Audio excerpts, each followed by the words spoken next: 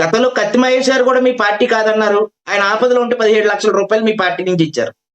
చూసారా సార్? మా పార్టీ కాదంటేనే వాళ్ళు కష్టకాలంలో ఉన్నప్పుడు మీ పార్టీలు ఆదుకున్నాయి కదా! ఏదంటే ఎదురు వ్యక్తుల్ని ఆ రోజున ఆయన చేసినటువంటి కత్తి మహేష్ గారు చేసినటువంటి వ్యాఖ్యలు సంచలనమైనయి. అప్పటి వరకు మా పార్టీ కాదన్నారు. ఆయన కష్టకాలంలో ఉన్నప్పుడు ఆదుకున్నారు. అంటే ఇప్పుడు నేను ఒకటే చెప్తున్నానండి. మీరు ఒక స్టాండ్ మీద ఉండండి. మీ పార్టీ నాయకులు, మీ పార్టీ కార్యకర్తలు కాదని చెప్పొద్దు. ఎవరైనా సరే. అనలిస్ట్‌గా వచ్చి మీరు జెండా వేసుకున్నారు. కండువా వేసుకొని రాలేదు మీరంతా లక్ష్మీకాంత్ గారి మాదిరిగా. అనలిస్ట్‌గా వచ్చారు మీరు. మీరు స్టాండ్‌లో లేరు. ఫస్ట్ మీరు స్టాండ్‌లో రండి. ఎందుకంటే లక్ష్మీకాంత్ గారు కండువా వేసుకొని వచ్చేసారు. మీరు స్టాండ్‌లో రండి. మీరు ఒక స్టాండ్‌లో రండి. మీరు జనసేన గురించి, టీడీపీ గురించి అసలు విమర్శ చేయడానికి ఒక్క విమర్శ కూడా లేదా? జనసేనని టీడీపీ విమర్శ చేయడానికి ఒక అనలిస్ట్ గా ఒక విమర్శ కూడా లేదా? మీరు స్టాండ్‌లో రండి. అనలిస్ట్ గా వచ్చి మీరు జనసేన కండువా కప్పుకోవద్దు. దయచేసి మీరు అనలిస్ట్ గా మాట్లాడండి. నేను ఇక్కడ ఏం మాట్లాడిన రెండు వినాలి. అదే అనలిస్ట్ గా మాట్లాడండి. ఓకే అంటున్నారు. మీరు రెండు వినాలి. నేను కిరాక్ ఆర్పి గారు అయితే సరే మాట్లాడలేదే. మీరు కిరాక్ ఆర్పి గురించి మాట్లాడలేదే. మరి శివరాజా గురించి మాట్లాడలేదే. ఏం మీరు అనలిస్ట్ కాదా? వాళ్ళు అనలైజ్ చేయరా? మీరు అనలిస్ట్ కాదా? మీరు కప్పుకొని చేసిన వాళ్ళ ఇప్పుడు చెప్తున్నారు మీరు అనలిస్ట్ గా వచ్చినప్పుడు దయచేసి పెద్దలు గమనించాలి. అనలిస్ట్ గా వచ్చినప్పుడు నీతిగా మాట్లాడటం నేర్చుకోవాలి. ఇప్పుడు మీరు అనేది స్టాండ్ ఉంటది. ఎటువంటి స్టాండ్ ఉండదండి అది. సార్ ఆయన విమర్శలో ఆయన మాట్లాడిన దాంట్లో ఇప్పుడు అర్ధగంట సేపు మీరు కావచ్చు రివైండ్ చేసుకోండి. టీడీపీని జనసేనని పొగుడుతూ వైసీపీని విమర్శించారు కానీ అనలిస్టు. అంటే ఇప్పటి వరకు జనసేన కానీ టీడీపీ కానీ ఏ తప్పులు చేయలేదా? వాళ్ళల్లో విమర్శించేటువంటి కిరాకార్పి కానీ లేకపోతే సీమరాజే కానీ లేదా? వాళ్ళ గురించి ఎందుకు మాట్లాడలేదు? మరి మీరు సాక్షి గురించి మాట్లాడలేదా? మీరు సాక్షి టీవీకి ఎప్పుడు వెళ్తా ఉంటారా? మీరు సాక్షి టీవీ గురించి మాట్లాడారు కాదు, మీరు వెళ్తా ఉంటారా? సాక్షి వెళ్తా ఉంటారు. మీరు అడగండి సార్ వాళ్ళని. అదే సార్, అదే అనలిస్టులు అడగండి. వచ్చేసారు. అడిగే టీడీపీలో ఉన్నారా మీరు అడిగారు. ఇప్పుడు అయ్యప్ప గారు మీరు క్వశ్చన్ చేశారు. అయ్యప్ప గారు ఒక్క నిమిషం అయ్యప్ప గారిని మీరు క్వశ్చన్ చేశారు. మీరు అనలిస్టా కాదా జనసేన కండువా కప్పుకోమని. మీరు అనేక ఛానళ్ళకి వెళ్తూ ఉంటారు, మా ఛానల్కి కూడా వస్తారు, గౌరవార్థం మాకు తెలుసు. మీరు కూడా ఇదే విధంగా అనలిస్టులని క్వశ్చన్ చేశారా ఎప్పుడన్నా అని నేను మిమ్మల్ని అడుగుతున్నా.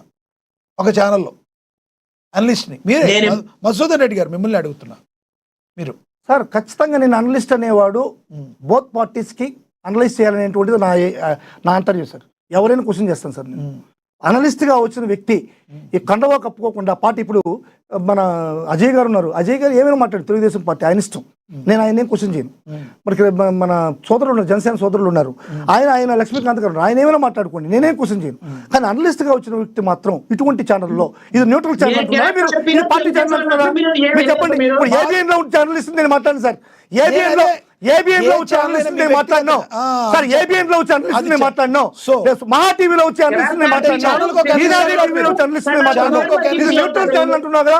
న్యూట్రల్ ఛానల్ లో వచ్చేటువంటి అనలిస్ట్ అంటారా మీరు? అవును. స్టాండ్ ఎట్టుంటుంది? టీవీ యథా రాజా తదా ప్రజ టీవీ ఛానల్. మీ ఛానల్ కూడా చెప్పండి, టీడీపీ ఛానల్ చెప్పండి. పత్రికలు కూడా అంతే ఖచ్చితంగా 100% ఒప్పుకుంటున్నాను. రైట్ నేను ఒప్పుకుంటున్నాను. మీ ఛానల్ కూడా చెప్పండి, ఇది టీడీపీ ఛానల్ చెప్పండి. మాది టీడీపీయా జనసేన లేదంటే వైసీపీయా మీకు కూడా తెలుసు. రైట్. మాకెవరు అంటే ఏది లేదు. జగన్మోహన్ రెడ్డి గారు కూడా వెళ్ళి ఆయన బాగున్నారని కోరుకున్నారన్న మాట నేను కూడా చెప్పా. పవన్ కళ్యాణ్ ఆరోగ్యం బాగుపడాలని నేను ఇందాక మాట్లాడినప్పుడు జగన్మోహన్ రెడ్డి గారు కూడా ఇలా మాట్లాడారని నేను మాట్లాడాను. అప్పుడు మీ చెవుల్లో శేషం పోసుకున్నారా? జగన్మోహన్ రెడ్డి గారు చెప్తున్నారు. అప్పుడు కూడా చెప్పా, నేను చెప్పా, మేము కూడా మాట్లాడాము. మీ అభిప్రాయం అర్థం. చివరిగా ఏం చెప్పండి, 1 minute ఉంది. చివరిగా ఏం చెప్తారు చెప్పండి. ఇక్కడ ఒకటే అండి, ఎవరు ఏ పార్టీలోనే ఉంటారు. మీ పార్టీ కోసం పనిచేసినటువంటి కార్యకర్తలు కిరాక్ ఆర్పి గారు కానీ శ్రీరామరాజు గారు కానీ ఉన్నారు, సానుభూతి పనులు. అది పార్టీ అని చెప్పుకోవడం. ఇప్పుడు శ్రీకట్టి కత్తి మహేష్ గారు వీళ్ళంతా మీ పార్టీ అని మీరు ఎందుకు చెప్పుకోలేకపోతున్నారు? వాళ్ళు తెలుగుదేశం జనసేన సానుభూతి పనులు, వాళ్ళు మా పార్టీకి పనిచేస్తున్నారు మీరు వాళ్ళు చెప్పుకున్నారు కదా, మీరెందుకు చెప్పుకోలేకపోతున్నారు? రైట్ చక్రాల సీమరాజు పార్టీలో ఉన్నాడు. రైట్ మీ అభిప్రాయం అర్థమైంది. సార్ అజయ్ గారు సీమరాజు పార్టీలో ఉన్నారా? మీ క్వశ్చన్ మీ పార్టీలో ఉన్నారా సీమరాజు గారు? రైట్. అజయ్ గారు సమాధానం చెప్పాలి ఆ మాటకి. రైట్, ధన్యవాదాలు. సీమరాజు గారు తెలుగుదేశం పార్టీలో ఉన్నారా? మాట్లాడదాం సార్, సమయం అయిపోయింది. అజయ్ గారు చెప్పాలి సమాధానం. రైట్ మీ అభిప్రాయం అర్థమైంది. ధన్యవాదాలండి అజయ్ గారు, వక్కంటి అజయ్ గారు. ధన్యవాదాలండి చందేపల్లి మధుసూదన్ రెడ్డి గారు, ధన్యవాదాలండి. అదేవిధంగా లక్ష్మీకాంత్ గారు ధన్యవాదాలు, అండ్ కోటిపల్లి అయ్యప్ప గారు ధన్యవాదాలు చర్చలో పాల్గొన్నందుకు.